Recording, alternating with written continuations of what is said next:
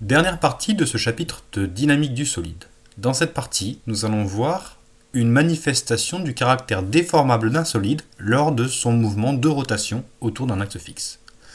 Pour commencer, je vous propose de regarder une première vidéo.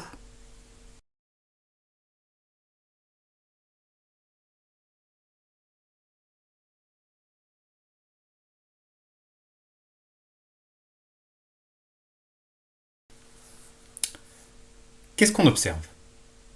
On observe qu'on a une personne en mouvement de rotation, je dirais donc un solide en mouvement de rotation, autour d'un axe fixe qui ici est l'axe vertical qui passe par le patin. Ce serait cet axe-là. Au niveau du mouvement, on observe que quand la patineuse a le patin écarté de l'axe de rotation, sa vitesse angulaire de rotation, oméga, ou θ point, est faible. Tandis que lorsqu'elle rapproche le patin de l'axe de rotation, oméga, ou θ point, est important. Très bien.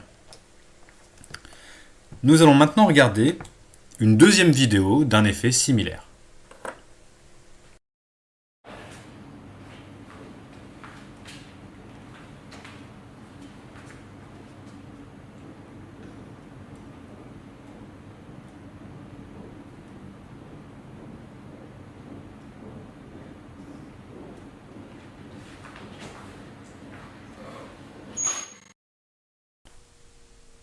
Dans cette vidéo, nous avons de nouveau un solide en rotation autour d'un axe fixe.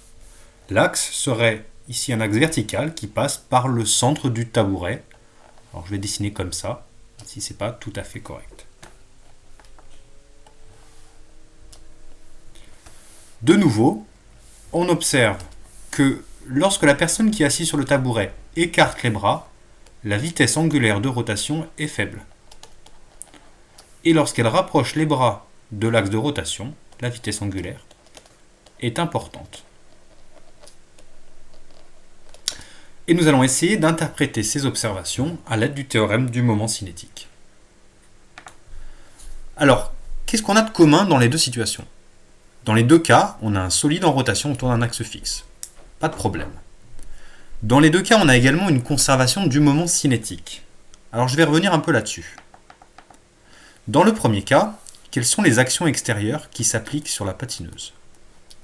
Eh bien, nous avons d'abord la pesanteur. La pesanteur va s'appliquer au centre de masse de la patineuse, c'est-à-dire en un point qui va être situé à peu près autour du nombril. On peut voir que ce centre de masse est situé sur l'axe de rotation et que donc le moment de cette action sur l'axe que je vais appeler delta est nul. La deuxième action qui s'applique sur la patineuse, c'est l'action de contact entre la glace et le patin. Ce point d'application va être le point que je vais appeler I, qui est situé à cet endroit-là.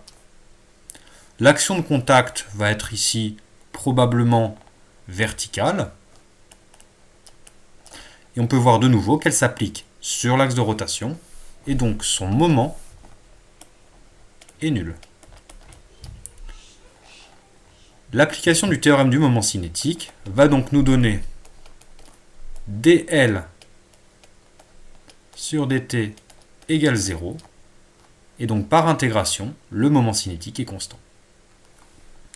Sur le deuxième exemple, c'est un peu similaire. Les actions extérieures sont également au nombre de 2. Nous avons la pesanteur qui va s'appliquer au centre de masse, qui va être situé par ici. Donc nous aurons un moment égal à 0 en projection sur l'axe delta. Et la deuxième action, alors ça ne va pas être une action de contact comme avec la patineuse, ça va plutôt être une action de type liaison pivot, au niveau du pivot ici du tabouret, on ne le voit pas très bien. Et si on suppose que ce pivot est parfait, on aura également un moment nul. L'application du théorème du moment cinétique va donc donner dl sur dt égale 0, et donc un moment cinétique constant.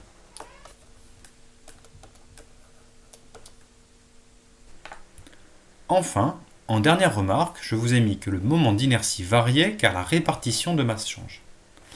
Alors rappelez-vous, dans la première vidéo de dynamique du solide, on avait défini le moment d'inertie et je vous ai dit qu'en ordre de grandeur, il était à peu près égal à la masse du solide multipliée par une longueur L perpendiculaire au carré. L perpendiculaire, c'est la largeur du solide dans une direction perpendiculaire à l'axe. Alors, si je prends le cas de la patineuse, comme le patin ici est quand même assez lourd, L perpendiculaire, ce sera de l'ordre de cette distance-là. Lorsqu'elle rapproche son pied de l'axe de rotation, la longueur L perpendiculaire, on peut le voir ici, elle est quasiment nulle. On voit donc que le moment d'inertie a diminué entre la situation de départ et la situation d'arrivée. Donc on a J delta important au départ et on a J delta faible à l'arrivée. Dans la situation numéro 2, c'est exactement pareil.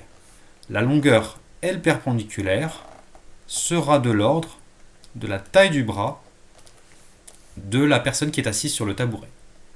Lorsque cette personne rapproche ses bras de l'axe de rotation, la distance L perpendiculaire diminue, donc le moment d'inertie diminue. De nouveau, nous aurons J delta important au début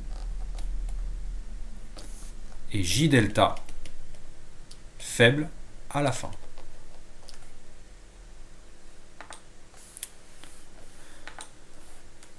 Alors, si on exploite maintenant tout ce qu'on vient de voir, la conservation du moment cinétique nous permet d'écrire que le moment cinétique avant mouvement et après mouvement, par exemple avant d'avoir resserré les bras et après avoir resserré les bras, est le même.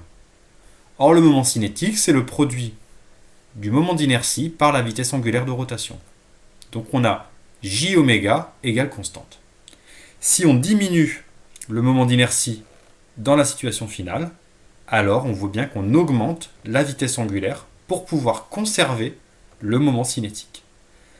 Donc l'augmentation de vitesse de rotation que l'on observe n'est rien d'autre qu'une conséquence de la diminution du moment d'inertie de notre solide. Alors qu'est-ce qu'on peut dire du point de vue énergétique? Et là, ça va être intéressant. Avant d'avoir modifié le moment d'inertie, dans la situation de départ, l'énergie cinétique, c'est 1/2 de J oméga carré. Bon. Après avoir modifié le moment d'inertie, l'énergie cinétique, c'est 1/2 de J' oméga prime carré. Or, on vient de voir que le produit J oméga est égal au produit J' oméga prime. En remplaçant J' oméga prime ici, on obtient cette expression.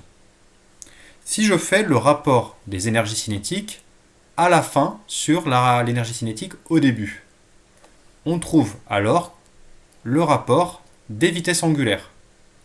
Or, la vitesse angulaire de fin est plus importante que la vitesse angulaire de départ, donc l'énergie cinétique a augmenté. Si l'énergie cinétique a augmenté, alors c'est qu'il y a une puissance qui a dû s'appliquer sur le système. Nous avons vu que les deux moments des deux actions extérieures qui s'appliquaient sont nuls. D'où provient cette énergie? Eh bien, cette énergie, elle provient des actions intérieures au système. Lorsqu'on a un système déformable, les actions intérieures au système n'ont pas une puissance nulle, et donc elles vont venir apporter ou retirer de l'énergie cinétique à notre solide en rotation. Dans le cas de la patineuse, l'énergie a été fournie par les muscles de sa jambe.